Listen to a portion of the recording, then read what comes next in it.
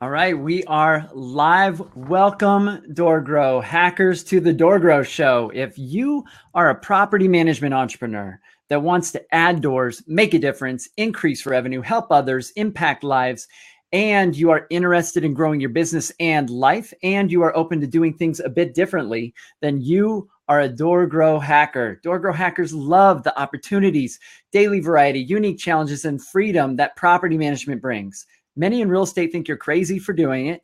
You think they're crazy for not, because you realize that property management is the ultimate high trust gateway to real estate deals, relationships, and residual income.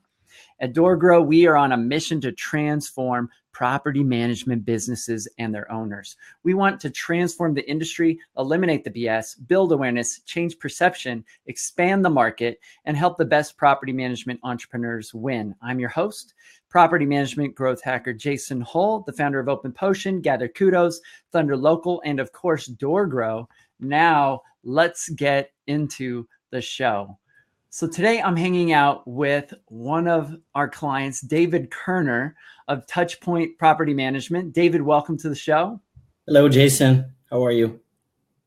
Good. Glad to have you. So, David, you've been around me for a little while now, and you've had some great results. And so I wanted to bring you on the show. You started back with us in September. It was September 27th. I was looking in my records here, 2016. So just about 2 years ago. And when you came to us, how many doors did you have at the time? And where were you at when you started? You know, I started with some of doors that I own myself. Right. And then I had taken on a few doors from customers because I was selling real estate back then and investing in real estate. So it was under 20. So you had the small number of doors, and I think when you did your first check-in, you put down you had maybe about 15. And when we had you fill out a form later on when we built that out, and so you had a small handful of doors. Some were yours. You were doing a few for clients, and you were doing real estate mostly. What inspired you or made you crazy enough to decide you wanted to do property management? I think I stopped taking my medication and I got into property management because I went crazy. No, just kidding. So I was selling real estate for like almost 15 years. Mm-hmm. And then I got into I got into investing into my own doors. And in that process, I was just kind of saying, I kind of like this, and I'm putting together some systems. And being a realtor, I'm always in between, buyers and sellers. And a lot of them always ask me, do you handle rentals? And I always tell them no. So I just thought, what if I started saying yes? And so then I started kind of going after that. And I liked it because it kind of triggered less of the prospector and hustler in me, more so the entrepreneur in me. And kind of went in more, I decided when it started working to go more in that direction. So before you were saying no, and I love this idea of just what if I started saying yes to this? What would that look like? And I think that's where a lot of entrepreneurs, we see opportunity all over the place, right? It's one of our strengths. It also can be our Achilles heel that we see these opportunities. And so you ask the question, what if I start saying yes? And how did you answer that for yourself? You're like, what if I start saying yes? What was it that you enjoyed about property management that was different from doing real estate? Okay. So the type of model that I followed in real estate sales was prospecting, cold calls every morning for like 3 hours for sale by owners, expireds, just listed, just sold. I did it every day. And I always had to find new business every single month. But I saw that the rental properties, when I started investing in it, the whole deal was residual income, which was very appealing. And then I was always wanting to expand on that. And then when I started getting into my own property management, I realized, hey, if I start doing property management every month, I could start generating residual income and it would start to snowball. I wouldn't always have to look for my meal ticket on every single call. And I wouldn't just be like a technician prospecting every day. I could, do some business related stuff like entrepreneurial stuff. So that's when I realized that's kind of where I wanted to go in that direction. I also realized that, the property management could also be like a vertical stream of income. If I manage people's properties, it could feed my sales business. And I realized my sales business could feed my property management business. So that was my initial intention, was the income every month, and then the two vertical streams of income feeding each other. Yeah. So a lot of property managers or property management business owners, they seem to have this fear, I've noticed, of people in the real estate industry getting into property management. Even when I asked people in the group, what should I say when I was speaking to a bunch of realtors, what advice I should give or what I should say about property management, most of them said, don't do it. That's what the response was. So what do you think allowed you to be successful at it versus other people that might get into it and maybe do damage to the industry? So because I had started investing in my own properties, I had a mindset from both sides. I had an idea of how landlords saw things because I was a landlord myself. And I was hands-on with the tenants and the properties. I had done some just because I wanted to. On the weekends, I would do some of my own rehabs. So I kind of felt like I had an idea of what needed to happen in the acquisition because I was a realtor. I went to a lot of RIA meetings and I studied a lot of investing. So I had a good idea of what it took to find a good income producing property, or, keeping the property in check as far as income and expenses. And then also the rehab portion. So I kind of felt like I had a good full picture of it. So I felt that at that point I was qualified to do it for other people. Yeah. So you kind of paid the piper. That's very different than people that are just an agent and then they decide, I want residual income. I'm going to go start doing property management. And they haven't dealt with tenants. They haven't dealt with properties. They haven't dealt with the investment side. That's exactly right. So in my sales career, doing the prospecting every day, the goal was not to let anything distract you. So if you're into real estate sales and that's your focus, is a very high chance that and you want to do property management just a little bit, it's a very high chance that one phone call will throw you off your game the entire day for your real estate sales.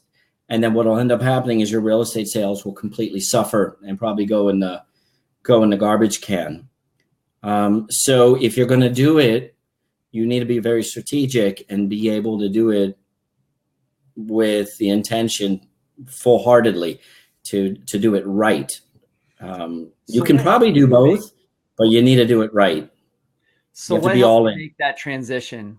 Because that's kind of a difficult transition, right? Your income is based on doing cold calling. You're doing real estate deals, and you're trying to shift and build a portfolio and get into property management. And it takes a certain number of doors before that really feels like it's an actual stable income. What helped you get through that sort of painful period? Well, the question you're asking reminds me of when I decided to stop my first business and get into real estate, where there's that time frame that everybody knows they have to build up their book of business before they could start living off of their income. It's kind of sink or swim. It reminded me of back then. So when I started making this transition, I was doing a little bit of prospecting and property management. And I realized, if I do them both, I'm not going to be great at one of them. So I made the commitment, listen, I want to do the residual income thing. I want to do the entrepreneurial thing. I don't want to do the prospecting thing all day because I've been doing it for over 10 years. So when I decided that, I said to myself, I have to burn my bridges. I have to really just jump in. That's what I did when I got into real estate. Somehow, within the next couple of months, I have to work my butt off to build up a book of business in property management so that it could take over my book of business in real estate sales, as I'm going to stop prospecting now, outgoing prospecting. So I better do it. And the fact that I'm just the type of guy who I burn my bridges, I just go for it. to ensure success. And that's what I did. And it was frustrating. It was hard. And then finally I got to a point where it was supplement, my income was at least what I needed, that I didn't have to do real estate sales anymore to survive. Yeah. And this wasn't like an easy decision for you. I mean, I remember you asking me questions about it. And I think it was this process as you progressed in property management of letting go of pieces of that as you went as well. Yeah. It's just a decision I made. And when I make a decision, I realize you have to be 100% in to be able to ensure success. So I did that. I was a little worried, but I have this feeling in my mind, and just how I've always dealt with, when you make that decision, 99% of it's completed in the decision. The other 1% is in the execution. So I had made the commitment to myself, and not to get, kooky here, but the universe, my family, that this is what we're doing. And it's just a matter of, this is when it's going to happen. So I just have to do it. Yeah. So burning your bridges or it's like you're coming to this new area. Maybe it's unsure and you're burning the boats because there's no going back. And burning the boats, exactly. You're doing it like you're all in. So I love this idea that you need to jump and hope that parachute opens, right? So the better term was burning the boats. Exactly. Thank you. Yeah. So you jumped, you went all in, you burned the boats, and there was no going back. You were going to make this work. So you had a high level of commitment, and you put in some work. So what was the work that you put in? What do you think is different than what you did versus property managers that dabble with property management and real estate and maybe stay stuck at 50 doors for like 5 to 10 to 20 years? Okay. So I have a little bit of an obsessive compulsive personality. I don't dabble when I do things. So I just obsessed in a lot of your teachings, learning that. I obsessed in learning everything there possibly was on all the forums and on internet websites and NARPM, the right way and the wrong way to do things. I networked with a lot of really good property managers out there who looked like they were, on the same wavelength as me, or had what I wanted. What I mean by that is, like, I wanted to be where they're at. So, and they looked, so I saw information from people who looked like they knew what they were talking about and were willing to share. I did that. Plus I put in a lot of hours. I made myself very available to new customers. I mean, morning to night. I started my day very early. I ended it very late, and just really worked on systemizing, somewhat automating, just doing everything that I need to do to make it work. So going from doing all this cold calling to focusing on building this machine that works really well is quite a change. And it seems to me that because you even spoke at NARPM or were on a panel on automation, and did you fall in love with doing that stuff? Is that really like this area that you just found that you didn't realize you could be so good at, is like systemizing a business and building a system versus just working, tactically doing cold calling? Yeah, good point. Because you and I have talked about this a lot. I do really like that systemizing and automating. I think it's the kind of the computer geek in me, because these days there's so many different really cool computer programs that can help property managers, be efficient with their business and, be accountable. So I really enjoyed focusing and learning a lot of those systems, and a lot of them are talked about on a lot of your forums, and putting them together to make them work. So yeah, that I do like that a lot. Also, I do recognize that there is a part of me that I have to be careful where I don't indulge too much in that, because when you indulge too much in that, it's really more indulgence than it is, it to the benefit of the business or to make money. Right. So I am mindful of that. So sometimes I'll get into something that I think is a really good idea, and then I realize that, you know what, this is really fun, and I really enjoy doing this, but I think I probably need to put this down and get back to what's simple and the basic stuff, so I don't Right. get carried away. Not losing sight of the core Exactly. main function of the business. Yes, So, exactly. so in the beginning, just starting out, um, one of the first things you did was sign up for our seed package and do that process. What made you decide, hey, I'm going to start this new business and this is the route I'm going to go? Like, what kind of made you decide to do that?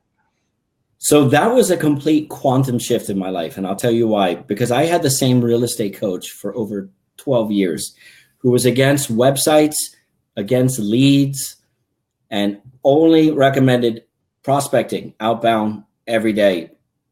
And then when I realized I wanted to build this property management business, I did a Google search. I saw you on there and I set up a time to talk with you because I figured I need to make my website a little bit better. Mm-hmm. So I started talking with you. I started watching some of your videos. I'm like, I got to talk to this guy. And then when we spoke, so for 10, 12 years in real estate, I never had a real estate lead. I never did the Zillow. I had a little $10 a month website, didn't care, because I know that the website was just more like a business card. When I talk with somebody, they're just going to say, well, let's see if this guy's really reputable. And they might go to my website. So I had to put my happy face on there, some happy wording, some of my listings, just so they can see I'm real, but nothing really above that. This is something you say, and I don't forget it. It's at the top of my mind. I don't know if you remember saying it. You said, David, people don't go on the internet to search for realtors. They go on the internet to search for houses. And I'm like, yeah, I totally agree with you. That's why I don't have a really great website. But but landlords do go on the internet to search for property managers. And that's the difference. And when you said that, I was like, that is so true. So I really liked when you said that. It opened up my eyes, because first I agreed with that. It made sense. And then I realized I would have to change everything I do if I don't want to prospect every day. Now I can get a really great website and figure out ways to attract people to my website. And then now I don't have to prospect outbound all the time. Now I finally have a chance to have people come find me. And that's kind of a dream that I had, 3 hours every morning for like over 10, 12 years. I was hoping for something like that. So when you presented it that way, I was like, makes sense. Yeah, I think how I usually explain it is that because a lot of people ask, why don't you do real estate stuff or focus on the real estate industry? And I've got lots of family in real estate. My mom's been an agent like pretty much my entire Everybody life. does. Two of my brothers are in real estate. One of them does property management. My dad does property management. And one thing I noticed about real estate is that real estate is heavily about relationships, but people they don't start their beginning or their hunt or their search looking for a realtor. They either want a buyer, so they try to for sell by owner maybe, and then eventually fold because they're not getting anybody. Or on the other side, if they're wanting to, get into a new home, they're looking for properties. They're searching them MLS. They're trying to figure out, how can I do this without anyone getting their hopes You can go anywhere and find a property. Yeah. So they want to see properties. And then eventually the agents, try to, get connected with them. And it's super competitive. And agents are often viewed kind of like sharks. They generally don't get high ratings among people, and people have kind of an interesting or negative perception of real estate agents, like they're almost in line with used car salesmen, except the one agent they like that they work with, right? That they eventually end up working with. Oh, this agent was good. And so I think the difference with property management is the challenge in the property management industry is kind of the reverse. People perceive it as a lot of times as a commodity. It's a service. It's like carpet cleaning or, roofing or whatever. It's a service. You just need to get bids and this sort of thing. And I think part of the challenge for the industry is to shift that perception that it really is about relationships, and it is about service, and it is about, really taking care of your clients. But I think people do, if they need a property manager, then, and they are aware of that industry, they're looking for a property manager. They're looking, and they need to see a website that illustrates that who you are, what you can do for them, why they should trust you over your competition, etc. Ironically, most of the property management sites, when we stepped onto the scene, were geared towards tenants. They were like pay rent, and they were focused on the operational side, not on generating business or revenue. And so that was probably the conversation. So, and everybody knows a realtor, so you don't really have to go on and search. Not everybody knows property managers. You got to go a little bit out of your way to do your due diligence to find a property manager, and the internet's a really great tool to do that these days. Yeah. So you started with the seed package back then. You had maybe 15 or so doors. How long did it take you to break your first 100 doors? I mean, that was probably an exciting day for you. My goal was to do it in a year. I didn't know how I was going to do it. I really had no idea, but that was my goal, and I figured I'm going to do it. I kind of had to, and I did it. So after a year, I find it hard to believe that I was able to do it. I mean, I still look back and say, like, wow, because there's, I imagine that maybe your first 100 doors would be harder than going from 100 to 100 to 200, and then from 200 to 500, because you're kind of taking off, trying to build some momentum.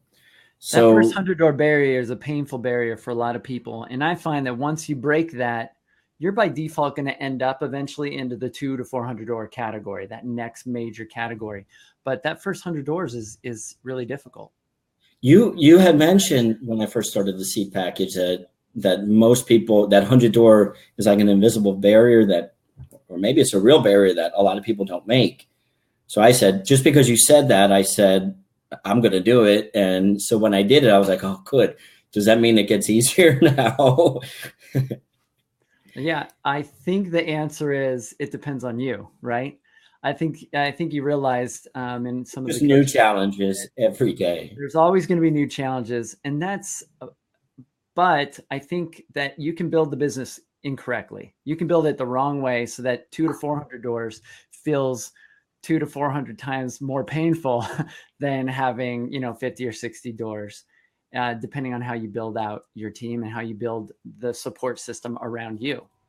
And that's kind of where I'm at right now. I'm mindful of that, and I'm kind of I'm at the stage where I'm thinking of firing people and raising prices, putting more demands on people. Firing people, you don't mean your team. Huh? Firing people, not my team. Okay. Owners. Maybe, I don't know. No. Owners and making it. And when you get to a certain point, you start to develop the mindset that, you're not as needy. So when you're not as needy, you get brave. And like, if you listen to your podcast about pricing, you start getting brave enough to start adding some of those fees. Cause it's like, you know what, if a few people don't say no and I lose a few customers, it's okay. But in the long run, if I'm not making this money, am I really doing myself a service? Yeah. Yeah, that confidence builds as you add doors. I mean, a lot of people say it's not about doors, and that's kind of true. Like it does. If you have a ton of doors, but you're making peanuts per door, it just means a lot of stress. That's the stage I'm at right now. That's where I'm at right now, where the door thing is not necessarily the most exciting thing for me. It's more so the profit thing. Yeah. So and the smoothness of the business. So, and you're not the cheapest guy in your market. I don't think I'm the cheapest guy. I don't think I'm the most expensive guy either. Yeah. And that was something you learned in the seed package from the beginning. That's a mistake most people make starting out. You didn't do that. You started out with a solid website from us. You started out with a pretty decent sales process, and you've been optimizing that over time. Jason, I followed your sales process. Yeah. So David, what do you feel like you got then from going through the seed package process for people that haven't done this and they're wondering if it's just hype or if David's somehow magically special and they can't do it, like what's your, you broke your up the last experience? 10 seconds. So you broke up the last 10 seconds. Yeah. So I said, if there's people watching this that have heard about the seed package and they're thinking, well, David must be special. David must be some weird, like, he did something that's not possible for me to do. What do you feel like the seed package gave you that, and what do you think the alternative would have been if you hadn't done that? Where do you think you'd be right now? I can honestly give you props right now, because I think that your process, everything you lay out, made complete sense to me, and I followed it. And I think it really, I will attribute it to a lot of my success. And I'll start with, I didn't think about starting my own name of my company or doing a whole new brand. I already own my own real estate company. It was David Kerner Properties, but you kind of presented that you shouldn't name it after yourself. You should get an individual brand. So you walked me through that branding process and you put it all together for me. You even helped me pick out a name. And so I got a good name. I got a good brand. The colors that we used in the logo, nobody had. Mm-hmm. And that was part of your plan. So that worked out. You helped us put together the website, which was a nice website. I get lots of compliments on the website. People say they hired me because, we had a good website. Now, a lot of people have good websites out there, but it's good to know that, the money's going somewhere and it's working. You had some really good ideas for generating leads and, the sales process. So I came from a sales process where it was all outgoing and prospecting. So I had to now change my sales process for more incoming. So I followed your sales process on the different stages and the different touches. So I set that up, and it seems to work really well, makes people comfortable. That was really good. I have gotten business from realtors. I have gotten business from the RIA groups, the real estate investor groups. I don't focus on that as much now. Mm-hmm. You helped me understand the value of the reviews and how to get them.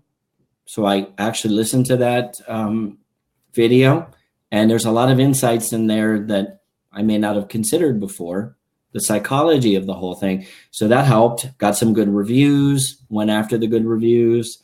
That helps bring people to your website. So just a lot of really good stuff that makes sense. And we always talk and back and forth and chat. So I'm always learning really good ideas, just kind of be associated with you and being associated with everybody in the Seed Hackers group. There's always really good ideas. So you just follow all that stuff. And I guess that word 10X, you can't just you can't just work hard, and you can't just follow this process without working hard. So you've got to work your butt off. Mm-hmm. You've got to be committed, and you've got to follow a process. Yeah. You can't do one without the other. Yeah. I mean, the defining factor, and we're really careful about the clients we take on, but the old adage is you can lead a horse to water.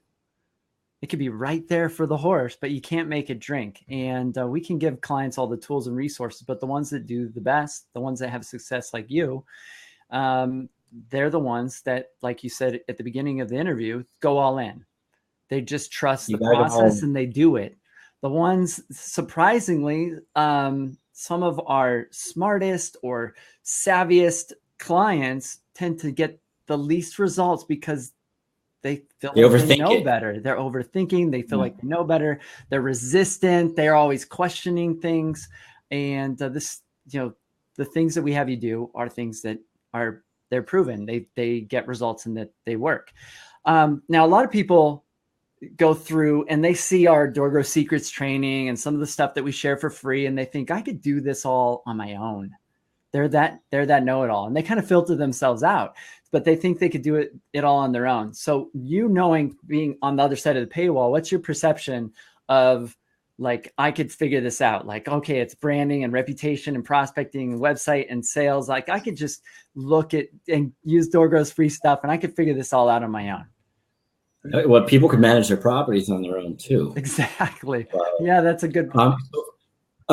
So here's the thing. This is just I have, because I've been in coaching for so long, I was looking for a program. If you're not paying for something and you don't have a plan to follow, and other people in a group that are doing the same thing, kind of like a community, chances are it's going to take you 10 times as long to get it done. The money that I pay you each month is kind of fire under my ass. Like, why am I paying for it if I'm not going to do it? And, I'm in a community with people who are doing it and getting results. And so I figured, I want to I always like to be on the fast track. So yeah, go ahead, do everything on your own. You'll get there in 5 years, and you'll overthink it. You will think, you'll try to reinvent the wheel, and then it'll take you twice as long. And by then you'll be tired of your business. Maybe you'll be out of business, or you'll just give up on it because it's just not working. Yeah. So and there's an advantage. So there's an advantage that those people have over you, though. Some of these clients come to us, and you hadn't really felt the pain in property management. Like you weren't operating at 56 units for like 4 or 5 years, stuck as a solopreneur. That's true. Banging your head against the wall as the lowest priced guy in your market with terrible branding, poor reviews. Like, this is where a lot of people come to us. But those people come in with their eyes really wide open. Like, they've tried other marketing companies, they've tried other websites, they've tried all kinds of different stuff to try and get their business going. And it's been really painful. And some of them at that point are like, they're broken. Their will is almost broken. And they're like, I will just do whatever you say. Like, I'm going to trust you because whatever I'm doing is not working. And they're surrender to the process. Yeah. The best thing to do is find people who it worked for, talk with them so you can, hear it for yourself. That definitely will help. But I can definitely give you props. I mean, the system that you have definitely worked for me. I follow it. Yeah, I appreciate it. So, David, how long did it take you to feel like you got a return on your initial investment? I'd say pretty quickly, because if you think about it, you know how much money you make per door, and you know how much you're spending up front and per month. It didn't take, because I was in like fast action mode and taking on doors pretty fast. It didn't take very long to do that. At the beginning, every expense that I had, it wasn't like, how much does it cost me? It was more like, how many doors is that going to cost me at the beginning? Okay. I like it. So, it started creating revenue for me very quickly, because I noticed a change when you've got a nice website and you're following a system. It rubs off, it shows when you talk to the customer, because they're interacting with your website and they're interacting with you. And because it is a people business, the better you can interact with them, the easier it's going to be to take on a new customer. Yeah. But it takes work. It takes work to go through our process. Yeah. Like, make no mistake. One thing is in the back of my mind. I hear a lot of stories about people who do their sales and they do the property management. One thing, I was very lucky, is my wife and I were always business partners. Mm-hmm. Maybe sometimes not so lucky, because you know how that could be working with your wife. Yeah. But she started off handling all the property management side, the technical stuff, where I handled all the entrepreneurial and sales side. So I made it a point. I realized that I cannot be bogged down with day-to-day property management stuff from tenants or owners. Yeah. I can't let that come into my day. Someone's going to have to handle that. I'm going to have to focus. If I'm going to grow, I had to block all that out and just focus on entrepreneurial and sales tasks, and not get involved in doing inspections and talking with tenants and any of that stuff. So it's a big discipline that you have to have if you really want to start growing. That's an advantage you had from the beginning, because that's a mindset thing that I push heavily, is be the entrepreneur and not the property manager. Hire the property manager eventually. Not everybody can do that at the beginning, though. Yeah. I was lucky to have my wife.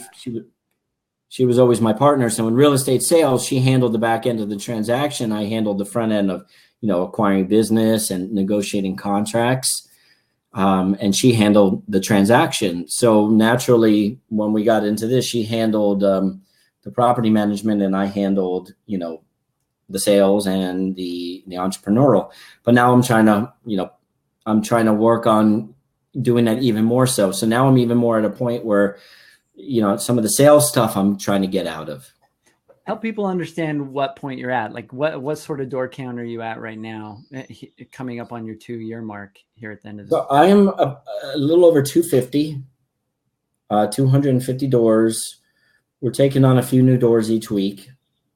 And we have a team of 9 employees, including myself and my wife. That's our company. Some of them are VAs, some of them are in-house.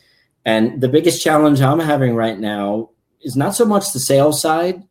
I'm not focusing on that as much as I had to, but I'm focusing more on the entrepreneurial side, like making the company run better, have better customer service, have my team collaborate better together. So that's my new challenge.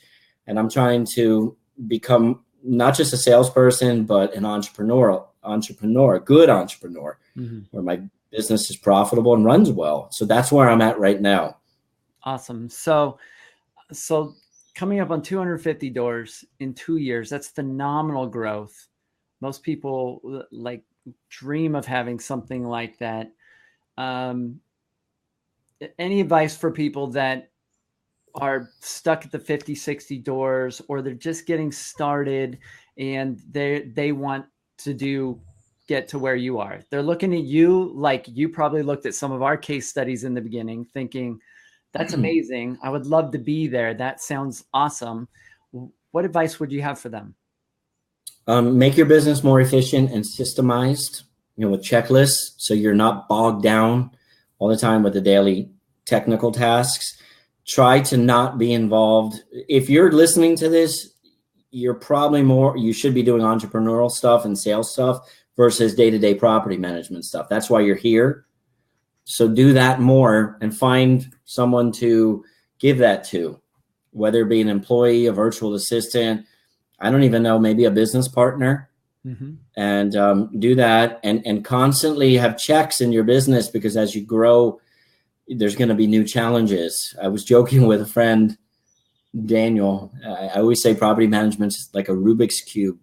You solve one side and you're feeling great. And then you go on to the next side. And when you fix that side, you screw up that other side. It's like, how do you get all the colors to be solid at the same time? It's like crazy. So you're going to have new challenges as you go. So you have to constantly systemize your business, document your processes, and reevaluate and be ready to change everything every so often. Yeah, I think. Don't be a technician. Yeah. Get out of being a technician, be the business owner, work on the business, not in the business. Focus on strategic work instead of tactical work in the business. Yeah, all very important things. And I love your analogy of the Rubik's Cube. It's very true that the perfect business doesn't exist. The perfect business is out of business. And so when you increase any sort of major function in the business, it's going to create constraints or challenges on either side of that portion of the business. And so if you ramp up sales in your business, or you're closing more deals or getting more contracts, it's going to create a constraint on fulfillment. If you ramp up fulfillment so you can handle more sales, then you're going to need to be focused more on customer service and on retention and retaining clients. And it's always this juggle as the business grows and as the business scales. And I think the biggest mistake we can make as business owners is to think we've ever arrived in any area, like it's solid and it's set, and now I don't have to worry about it. And I think that's kind of the myth of automation and of systems, that people think they can just set it once and forget it, and it will always stay working. There won't be a bug. There won't be a hitch. It won't cause constraints. There won't be problems. There won't be, things that break outside of that rule set that are, turn into crises. And so getting just for a little bit before we wrap up into the automation and the technical side, when did you start implementing like automation and checklists and getting into some of these systems as you were kind of moving through this process of 15 doors to 250? So when I was doing sales, I had checklists for all stages of my real estate sales business. So I just had to, I started that right away, but I didn't necessarily part, right? Lists. Listen, a lot of people spend too much time trying to learn how to use computers and these weird programs before they make their checklist.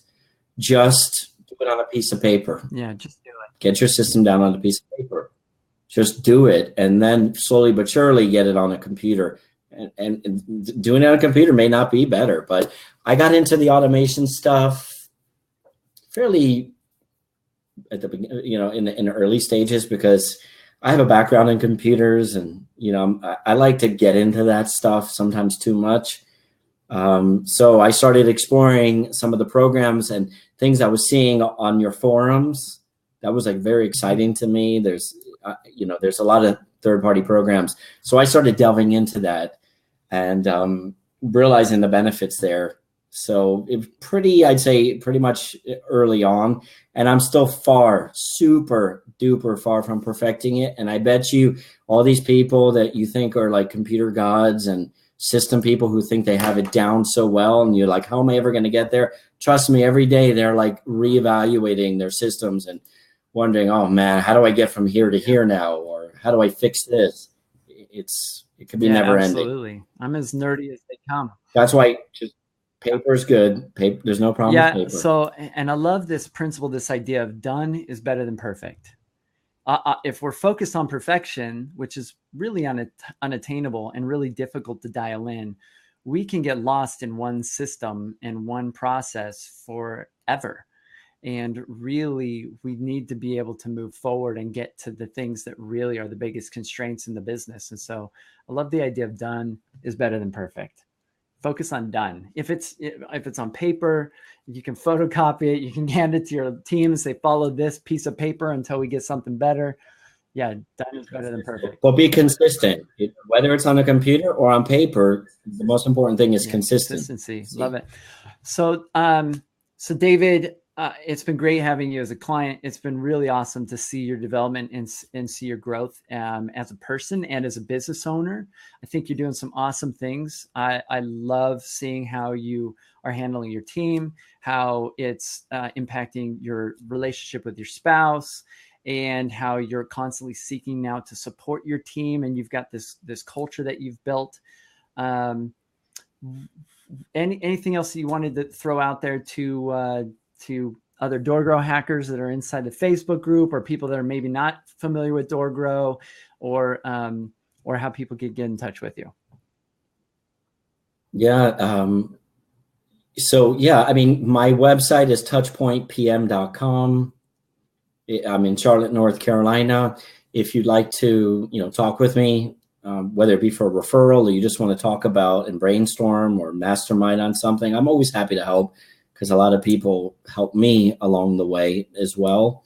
Don't spread yourself too thin with too many things, because we have access to more information and ideas than we ever did before. And if you're anything like me, you want to do everything at once. And then when you try to do everything at once, nothing gets done. So just pick out a few things and then try to put your blinders on and don't indulge in everything. That was a constant conversation with you. Yeah, we have a conversation. You're like, I want to do this, Jason. Should I do this? I'm like, David, stay focused. Yeah. Yeah. So I'm a little bit more focused. Like, I've got different lists, and I've got my long-term list and ideas that I write down, but I don't look at it every day. And then I have my today list of things I need to get done today. And then when that list runs down, I don't have anything on there, I can go to that other list and pull a couple things from it. But there's so much information, you can get scatterbrained. Right. Well, David, appreciate you coming on the show. Thanks for coming out and doing this podcast episode. Hopefully it's been beneficial to everybody else. And check out David. David's inside the DoorGrow Club Facebook group. And so if you are not inside the DoorGrow Club Facebook group, it is a fantastic forum and community that we have that's free for property management entrepreneurs. And you can get to that by going to doorgrowclub.com, and you'll see all kinds of property managers in there, just helping each other out, creating an awesome community and culture in the industry. And you'll be able to connect with David inside there as well. So good. Now I don't need to be nervous anymore. Yeah, this is over. David was a little nervous at the beginning, but it's pretty easy. It's just like all of our other calls. So except we had people watching us, right? So, all right, David, thanks so much for coming out. Appreciate you. Take care. All right. So you heard that. David Kerner, really awesome to have him on the show. Make sure you get inside the DoorGrow Club Facebook group. If you want to see case studies from David and case studies from other people like David that have gone through our process, these are the people that went all in. They did exactly what we told them to do, and they got the results. You go to doorgrow.com/opt-in, OPTIN, opt-in, one word, doorgrow.com/opt-in, and you can start down this journey of learning about what we do and how we can help you grow your business. And you heard, like he talked about, going through branding and all these different pieces. And there's so many potential pitfalls that David was able to avoid that most property management business owners fall into. Property management businesses die a death by 1,000 cuts, or they just struggle and suffer because they're hemorrhaging all over the place because so many leaks. And so our goal is to take you through a process to shore up the biggest leaks first, before you start throwing money at marketing or doing costly things and dumping them into a leaky pipeline.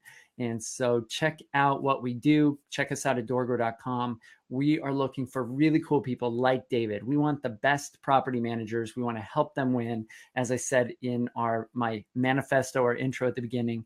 And so if you resonate with David, you're like, hey, David's a cool guy, you like David, then you're probably a cool person too. We would love to have you on board as a client. So I'm Jason Hall with the DoorGrow Show, and thanks for watching, everybody, or listening. Appreciate you.